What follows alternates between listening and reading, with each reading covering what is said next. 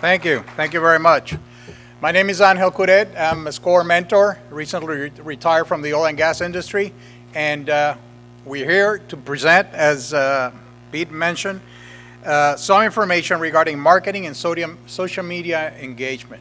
And it's an opportunity here to ask some expert, continue the discussion that we started earlier this morning. Marketing is an extremely important part of the business plan. You need to dedicate time and effort trying to figure out who your client base is, who's your ideal client, and how you're going to get to it. How are you going to get to that person? How do that person knows you exist? And how are you going to develop all your brand, your advertising, your budget, etc. It's a very competitive world out there, so the entrepreneur, the new business owner, use all these resources that have been presented to you this morning. Small businesses are part of the main part of the economic engine of the U.S., but unfortunately it's a very challenging area. Most businesses fail within the next 3 years, 60, 70%. So take advantage of all the opportunities, of all the information available, etc., in order to better your chances of staying in the game. Okay? It's tough. Otherwise, if it was easy, there would be no employees. We're all going to be business owner and nobody would work. Anyway, so we have a great panel for you today here. It's for your benefit, so ask them all you want. First, we have Janae Clark Johnson. She is the founder and chief content heroine for Content, right? Content That Matters, I'm sorry. A content strategy and developmental firm that resources geniuses. Janae is also a marketing consultant, provides business-to-business digital marketing strategy that focus on attracting corporate clients. Okay. Following, we have Robbie Brambat. Robbie is an experienced leader and actively engaged in delivering proven entrepreneurship and innovation programs, creating viable economic opportunity for Houstonians. He serves in the multiple educational and entrepreneurial boards, focused on improving Houston talent pipeline. Sorry, in the past 5 years, Robbie has focused on teaching business innovation and entrepreneurship at HCC. He's currently director of Student Innovation and Entrepreneurship. He directs student competition, opportunity workshops, hackathon, CodFest, and STEM programs. So, following is Jeffrey Jones. He's president of Certified Appraisers, Inc., where he manages the firm's multidiscipline appraisal practice that includes valuation of businesses, machinery and equipment, and real estate. He frequently testifies in deposition in courts of law as an expert witness in business valuation and litigation matters. His client includes closely held companies, publicly held companies, financial institutions, the IRS, and other institutions. Okay, he's also a member of SCORE, a group that you have heard mentioned a few times, and he'll expand on that. And lastly, we have Franca Ballet, CEO, founder of Franca Ballet Media, a custom design studio specializing in branding, marketing, digital products located in Tomball. She worked with everyone from budding entrepreneurs to the billion-dollar corporation, her 20-plus years as a user experience designer and brand strategist. Okay? So this is for you. They'll have a few minutes presentation, and then we'll open the floor for questions, discussion, etc. Okay? So please feel free. Janae? Good morning, everyone. So if I ask you 2 questions, will you promise to give me an honest answer? Okay, that was the first question. So the second question is, how many of you are looking for an easy button when it comes to your digital marketing and social media? Be honest. Yeah, that's more than half the room. And I heard some of the questions. It was interesting. I was sitting in the audience this morning, and each of the previous panels, there was this conversation around social media and marketing, and I kept looking at my book, and I was like, that's not the topic. So I couldn't figure out what was happening, but I think it's one of those things where we know that this is something that is on the top of a lot of business owners' minds, and digital marketing and social media is something that moves so fast. So as soon as you get one thing figured out, something has changed, or there's a new platform, or someone has told you that you need to be in a new place. So the first thing I want to start with, because we always talk about the digital space, but my first point this morning is that analog still matters. What that means is that it is still vitally important for you to understand what your sales process is. So Jenny mentioned earlier that there is sales and then there's business development, and you still have to shake hands. You still have to understand how to engage with people.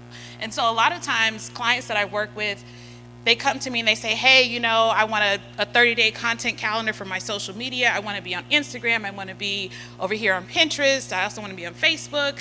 I want to do live videos. I need a YouTube channel. And I stop them and I say, well, wait a minute. Well, who are you talking to? And what's your business development process currently? What's your sales process currently? Do you have a marketing plan? So a lot of times we are very quick to jump to social media and we think that it's going to be the catch-all, but the main thing is to remember that analog still matters, which that means that before you ever employ any type of digital strategy, understand what your sales process is. One of the best analogies I can use about sales and marketing and the relationship between the two is that marketing is inviting someone to your house, right? So you get them in the door, seat them in the living room, but sales is actually feeding them. If you don't feed them, what will they do? Leave. They will leave. So if you think about marketing and sales, you can have a great marketing strategy, you can have a great marketing process, but if you don't know how to feed them when they get there, so if you don't have a clear sales process, if you don't have a clear business development process where you understand how to engage and build that relationship, because for some of you, maybe you're selling, you're doing volume sales, so it's lower dollar items and it's just a lot of it and that's how you make your revenue. But for others, it is fewer clients, fewer customers, but at a higher dollar. So if a customer is going to purchase something from you that has a comma in it, then they need to build a relationship with you.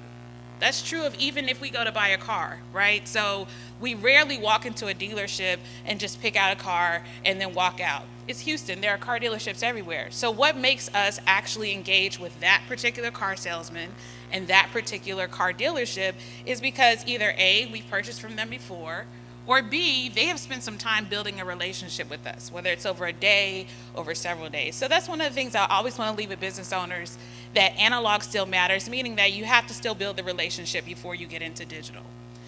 The other point is that less is more.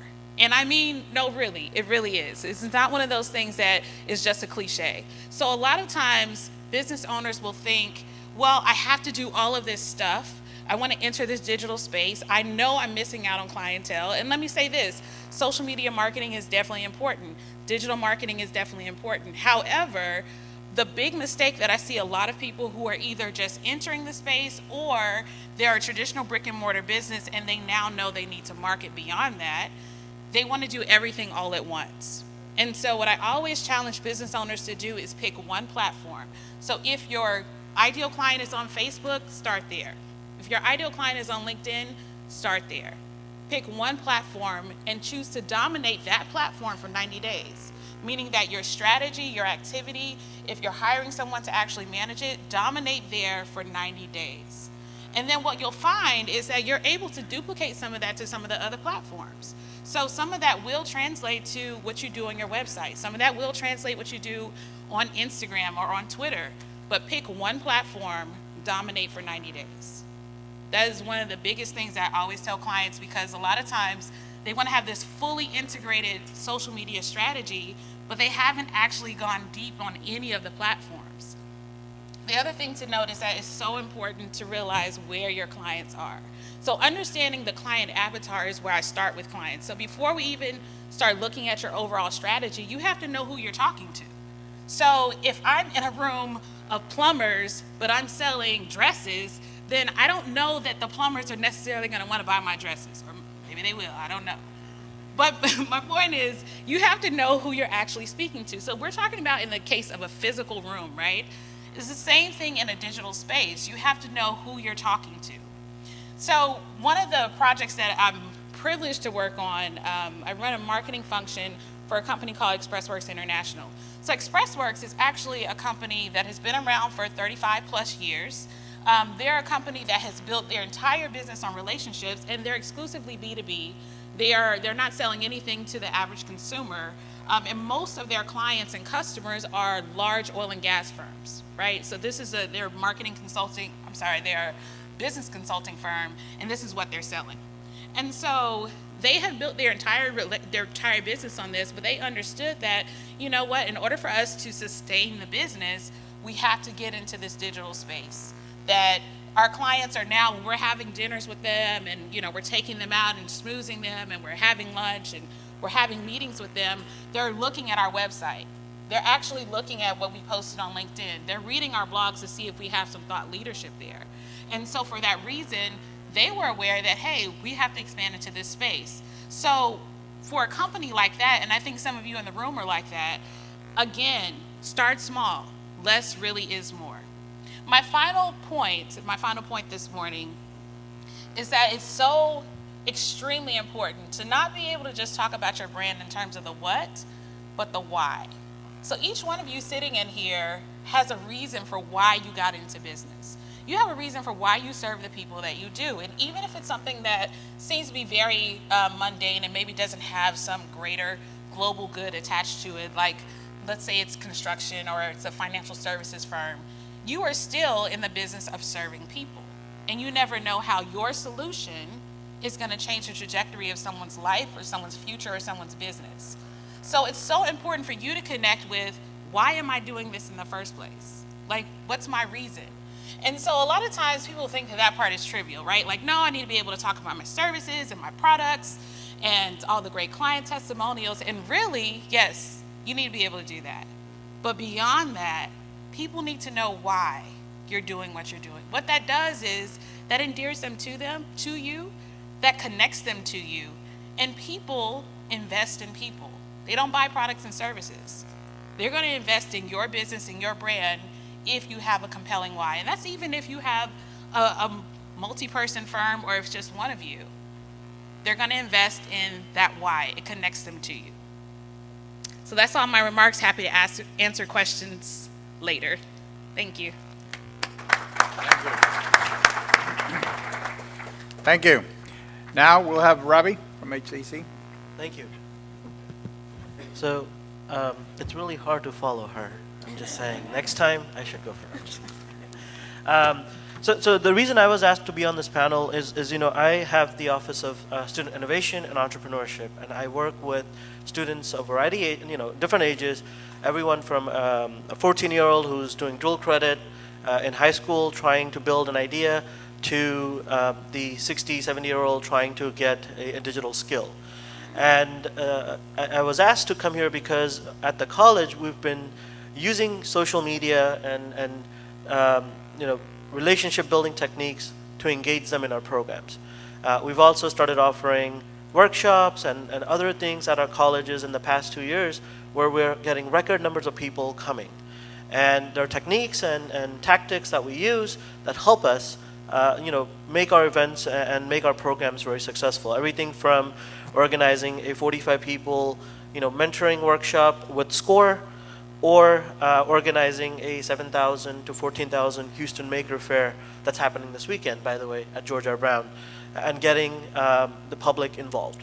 And I don't have a presentation, but I wanted to try to plug in some of the resources that our school offers to help you learn some of these techniques for your businesses. So earlier, everybody took a poll, and majority of the audience here is in business for 5 years or more. So thanks for doing that. You help us classify the audience. But at the same time, we're in this world, in this digital media world, where everybody's a newbie, right? Because it used to be much easier. If you wanted to do mass marketing, you wait for the Super Bowl and you do the big advertisement, and TV was it. But we're not in that space anymore, right? In the last 10 years, our world has really drastically changed, especially the business world. You no longer have to be focused on one strategy of just build and people will come. Now you have to go where people are. Or you have to have virtual presence or virtual real estate so people can come to you and still engage with you even if they're not in your zip code. So our market has really changed. Our business has really changed because of technology. So I want to share all the points that she's made and the panelists before me I think it's important that we focus on building relationships online as well. The techniques and tools that you use, focus on few, so strategize, right? People have said that before as well. And then once you strategize, then figure out what's the right content to get the message across. So when you say content, it's like, what's the word content? So us marketers like to use the word content like loosely, but it really means, what's that 140 character tweet? What's that sentence like? And then how do you use that tweet to tag others? So there are techniques like using the @ symbol to tag a username, or using the pound symbol, so that's British pound, or the US calls it hash, right? The hashtag, right? So these are symbols that you use in that 440 characters to engage either a group of people that you want them to get a notification for that, hey, someone's tagged you. And all of us, we watch our social media a lot more nowadays than we watch our news TVs. And I think the average stat is a person spends 5 hours a week on social media. The average person, regardless of the age. I would assume the younger audience is watching 20, 40 hours on, per week, right? Before going to bed, people are checking their stuff because we're kind of connected to these devices. And those notifications are known as the real estate, the virtual real estate. So it's ever so important that to compare it with the older days, it's that 30-second in between a commercial or in between a show, the commercial, that was the marketing of the advertising, right? That's where you get a bunch of eyeballs looking at the ad. Well, nowadays it's that little notification bar.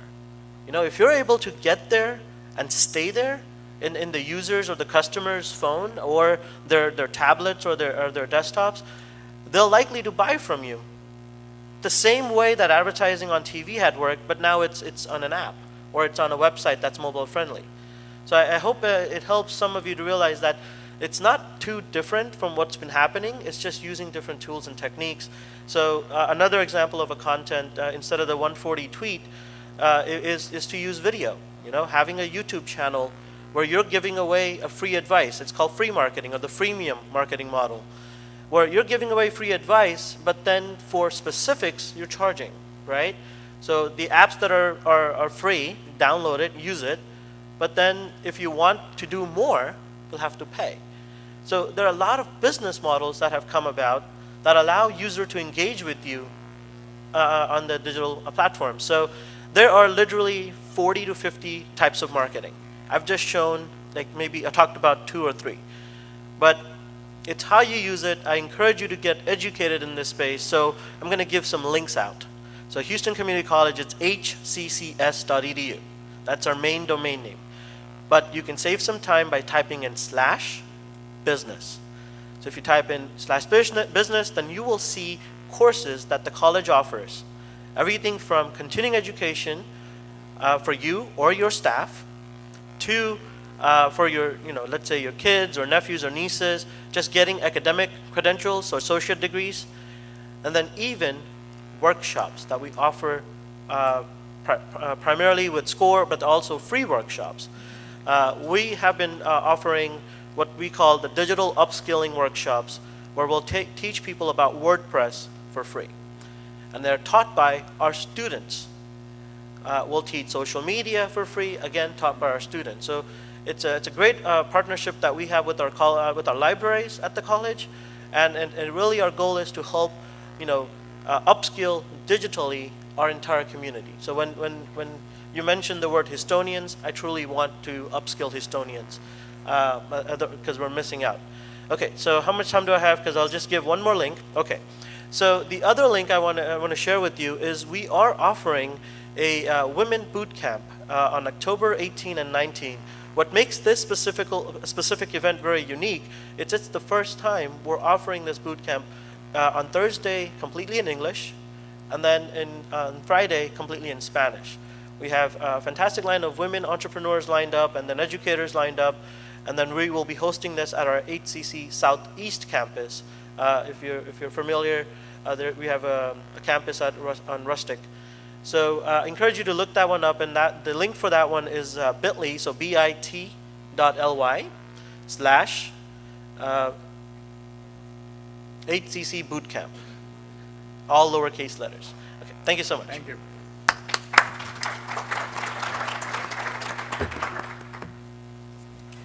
Well, my name is Jeff. Actually, no, my name is Franca. Sorry about that. I am overwhelmed, mind blown. We've been listening to a lot of people talk about many things today. Social media is a game changer for every business. One of the things that I realized when I started doing this about 20 years ago is I thought, there were many barriers to get into a business. You had to do all these different things. Well, nowadays, you can fire up an Instagram account and start posting, and before you know it, you have this huge following. It seems like the world has flipped upside down. All of the experience that you've had going to school all these years, learning all the things that you learned, and now they have 20-year-olds that have multi-seven-figure businesses. So how do we start getting into the game so that we can leverage this tool that other people have? Well, the first thing I always try to tell my clients is, look at your life and look at your business. Everybody's gonna be different. And don't compare yourself to what somebody else is doing.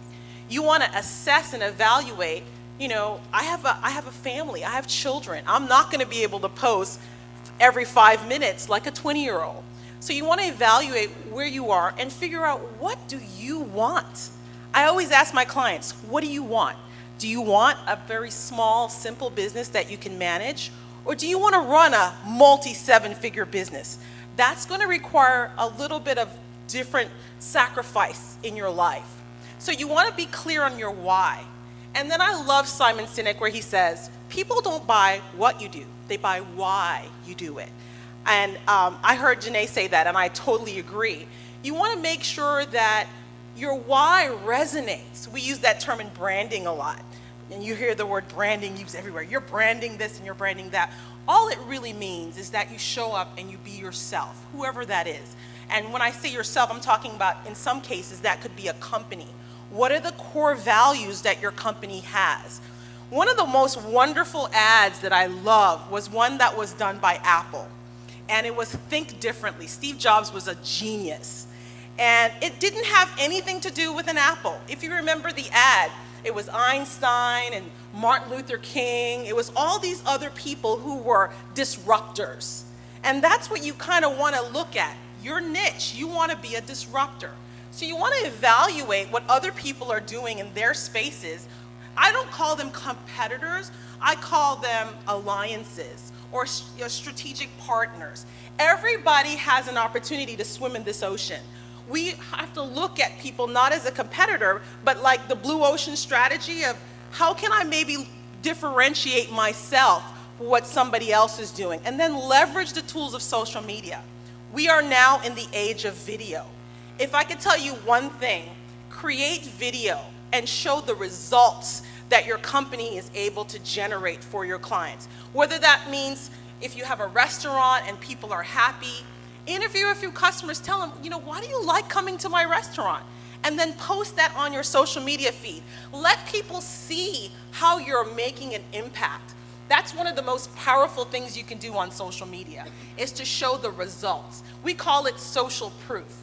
Because like I think the gentleman said earlier in the restaurant business, reviews are driving a lot of what people make decisions on. So if you go to Amazon, you don't just buy because the manufacturer says, you buy because the other reviewers have bought the product and they tell you, this is a great product, buy it.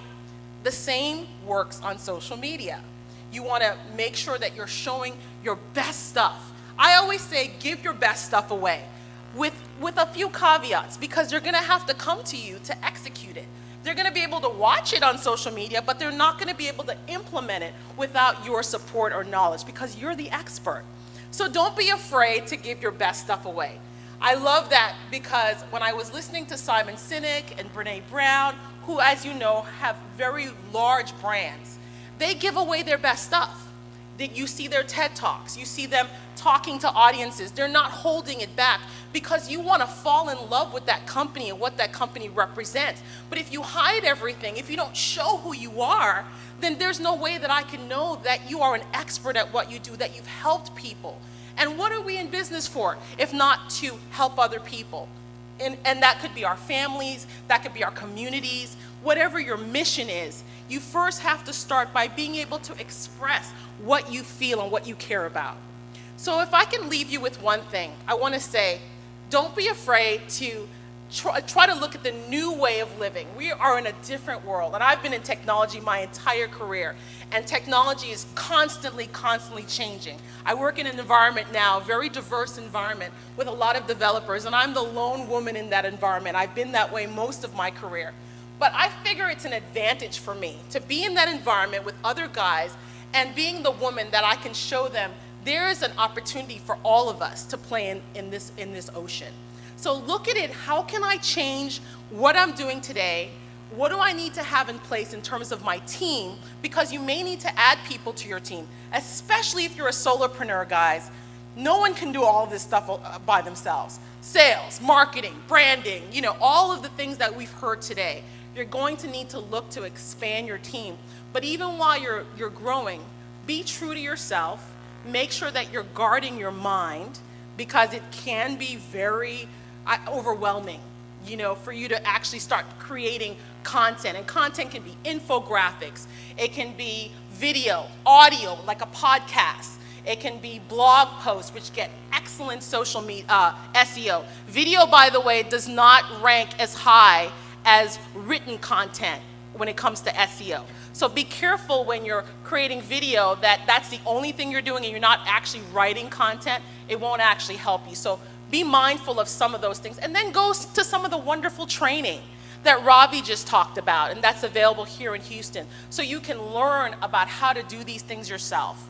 And I really want to let you guys know, reach out to me on social media. I am on all platforms at Franca Valley. I am super great one-on-one.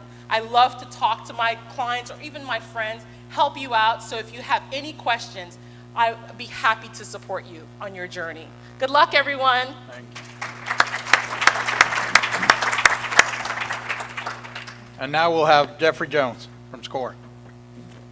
Good morning. For the past 40-some years, I've been involved in appraising and valuing and selling small businesses. So I had a unique opportunity to analyze literally thousands of businesses to see what makes them tick.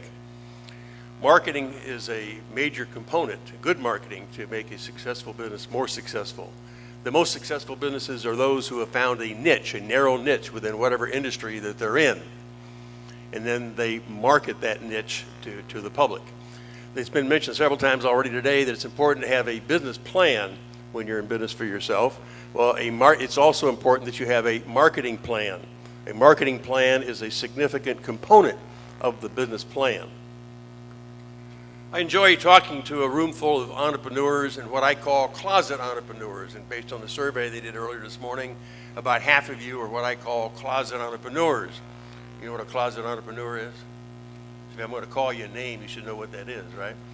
A closet entrepreneur is someone who's always dreamed of owning their own business, but lack one of the two critical ingredients to do so: money and guts. And frankly, money isn't the most limiting factor in getting into business for yourself. It's oftentimes guts. You know what percentage of the adult population owns their own business? Give me a number. What percentage of the adult population owns their own business in the United States? If you go down Westheimer, it looks like everybody in town, right? 5%. That's pretty close. Well, it's double, actually. Only 2% of our adult population owns their own business. The rest of the 98% are what I call closet entrepreneurs. Own your own house, own your own business as part of the American dream, and yet a very small percentage of those people have made it successful. We're going to be talking here in the next few minutes on what it takes to do a marketing plan. And if this thing works, okay, good. First, I want to mention a couple things about SCORE. SCORE is a volunteer organization of retired and business owners who are voluntarily assisting people like yourself who are in business or wanting to get into business, to where we do consulting, we put on seminars. It's a nonprofit organization, and we're sponsored by the Small Business Administration. We put on seminars and workshops, free confidential face-to-face counseling. We do email counseling where you can actually go to our website, scorehouston.org, and ask questions, and we can respond. It's all free. We have a smart squad that goes out and actually visits those people who are already in business to assist you in helping expand your business. We have a reference library. We have a speakers bureau. I would highly suggest that you go to our website, scorehouston.org, where we have a lot of good information that includes outlines of business plans. So you can go there and actually find many of the same industries that you're contemplating in, or you're already in, or contemplating getting in, and get a copy of a business plan that could be a good outline for your business. Just don't forget to change the name and the address on your plan from if you're going to plagiarize one of them that's on the website. Okay, well, I've got an hour presentation on marketing that I've been told I got to reduce to about 6 minutes, and so this is going to be fast. I would highly recommend, actually this coming Saturday, we have a all-day SCORE seminar on going into business for yourself. An hour of that seminar is on marketing. We also have a 3-hour program on marketing, so if you go to our SCORE website, you can get that information. What is marketing? It's a process of creating a desire to buy. Everything you do to promote your business and more. Selling is the execution of that process. What's included in a marketing plan? We talked about having a business plan. Well, a segment of that business plan is a marketing plan. And here are the ideas, things that should be involved in that plan. To define your product and service. Pricing is a critical element. We frequently get asked, how do you price your product or service? Come to our seminars and we can give you more details on that. Market research. It's important to understand the numbers. How many people are in your particular industry? What percentage, what is the gross volume that industry generates? What percentage of that total market can you ever expect to obtain? It's important to know those numbers. Define your target market. Who is your customer? What is their age? What's their background, ethnicity? Get details on who your customer is, and then promote to those customers. Define the market. Know your competition. And before you even get into business, call on your competition. Get to know who they are.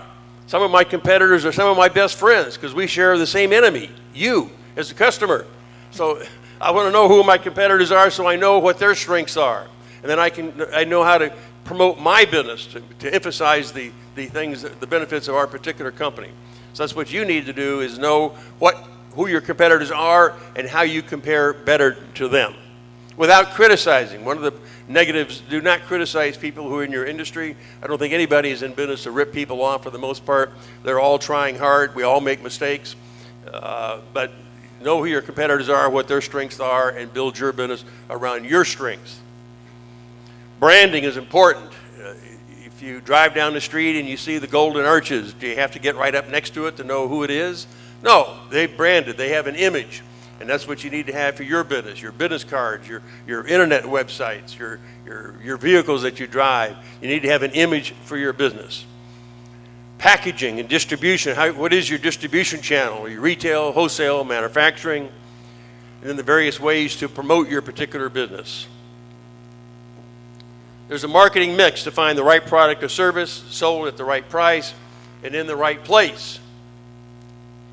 Defining your products. What are you selling? Are you identifying the unmet need for your particular customers?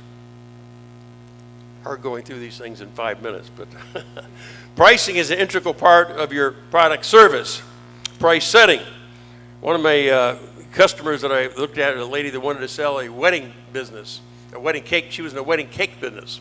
And I went into her shop, and she had a whole room full of cakes, some of which were 10, 15 feet high. It was amazing, some of these big cakes. And so I asked her, how in the world do you price these cakes?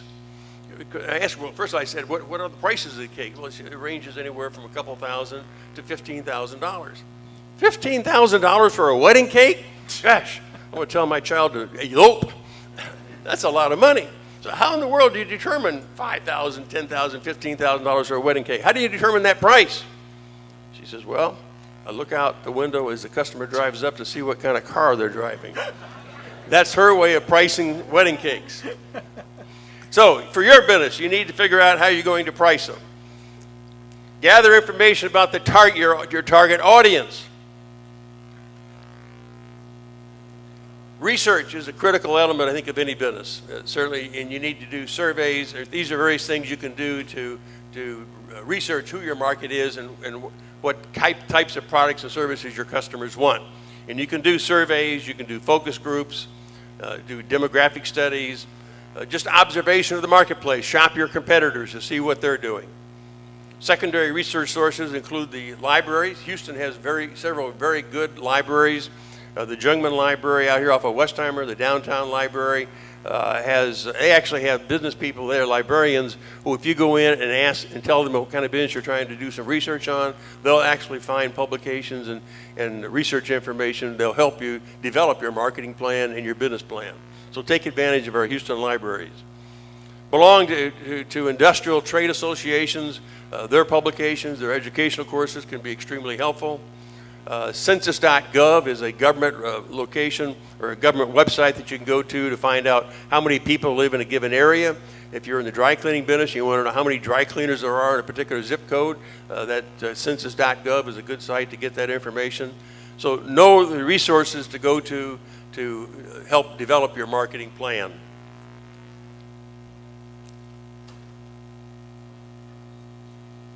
Know the industry that you're targeting. What is the size? I mentioned that earlier. What is the growth?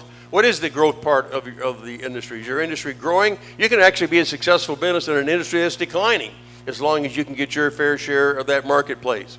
But if you're going to be doing your business plan and you're going to be doing projections, if the industry is growing at 2%, there's little need to try to project your business to grow 15, 20%.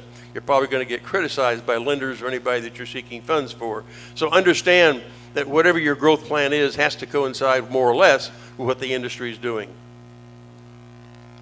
Know your competition, call on them, get to know them by first name so that you know what their strengths and weaknesses are compared to what your strengths and weaknesses might be. What distinguishes you from your customer, from your competitors? Why would somebody buy from you when most people already have established where they're going to be buying from? So somehow you have to get people to move from wherever they are now to your business. And a third of the population is already established who they buy from. So it's going to be a long time before you ever get that 1/3 of the population. Another third of the population changes every time a new service or product comes along.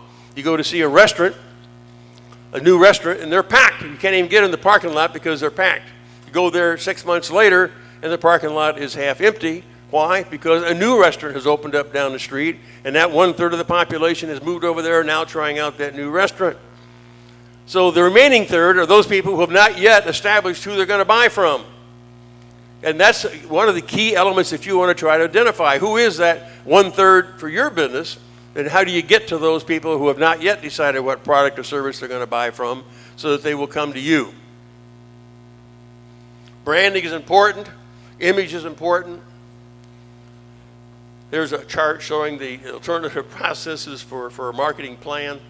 Again, I would highly recommend that you attend the SCORE workshops, go to our SCORE website, where you can get much more detail on developing a marketing plan. Thank you very much. Thank you. Thank you to all. We have a few minutes. Are there any questions from the audience?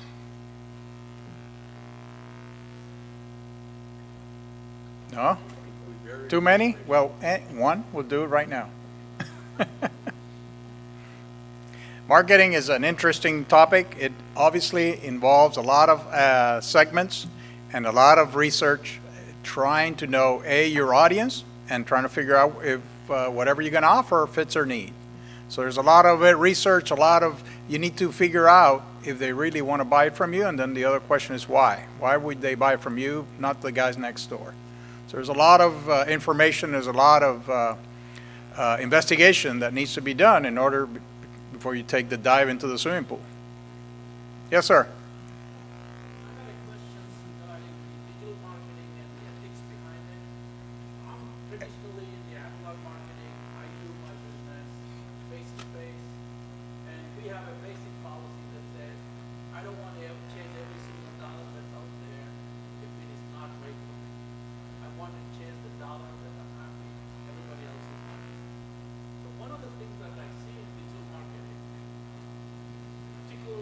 Social media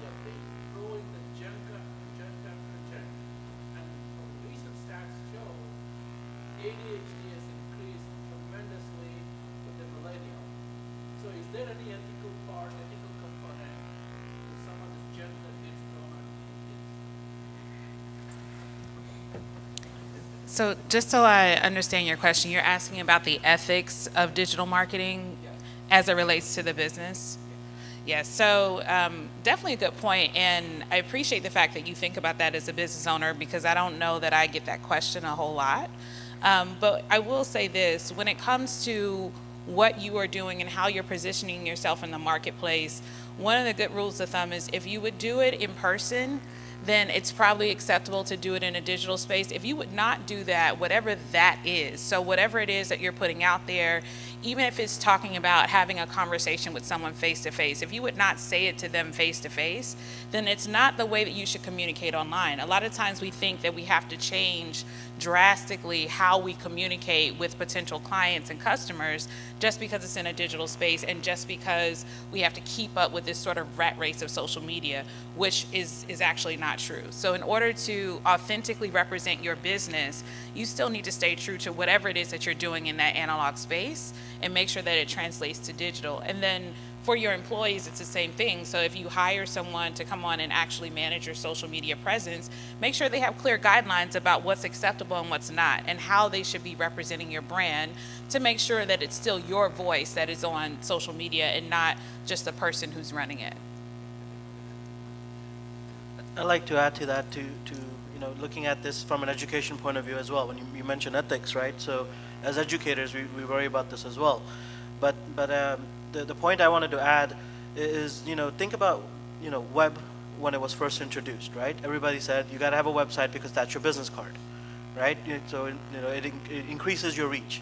Then you had Web 2.0 where it was like, all right, well now you got to start blogging because you want the customers' comments to be reported. So now you could follow up on those comments and you could do something about it, right?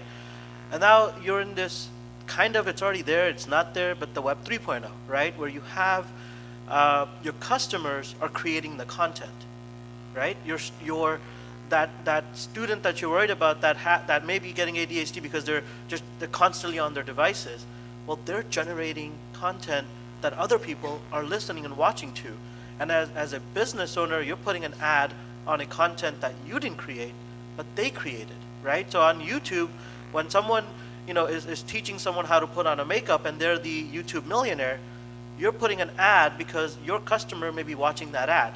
So there are business ethics, right? So I would not advise a business owner just to get more likes on your post, start putting cat videos, and you're not that business, right?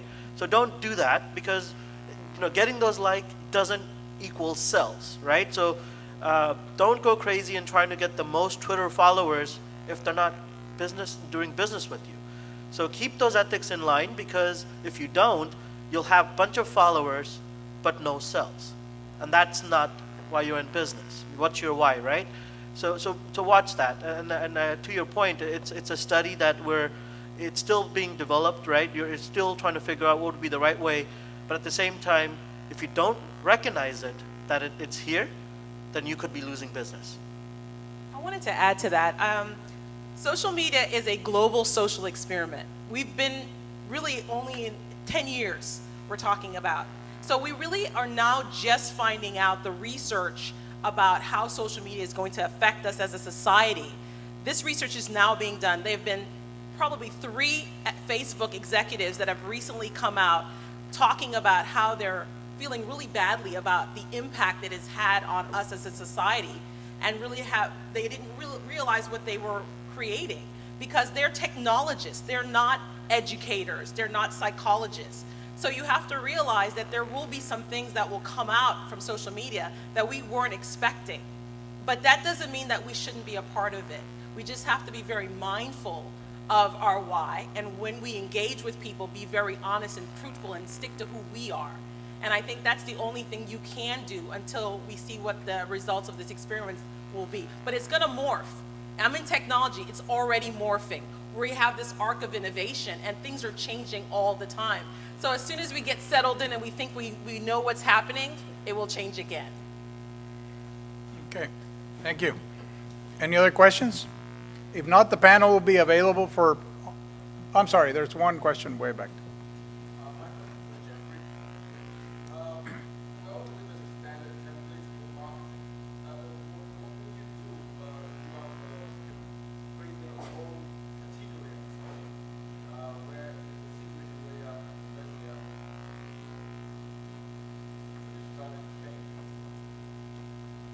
I'm sorry, I only caught part of that, something. But would you repeat the question, please?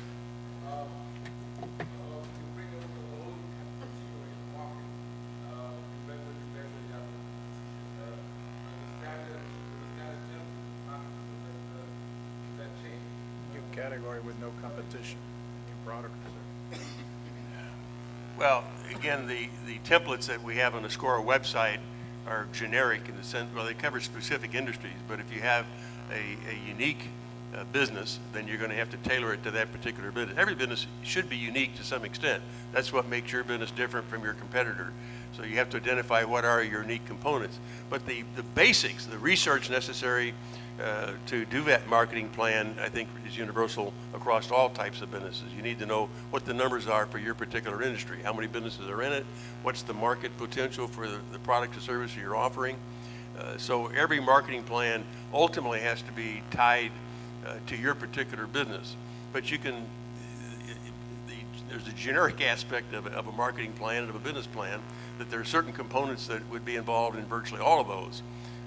But again, I would suggest that if you have something unique that you're unable to find a template that matches your particular industry, then call upon the resources that are out there. Call upon SCORE, where we have 175 members in our Houston chapter who are assigned to work with people who have unique situations such as that.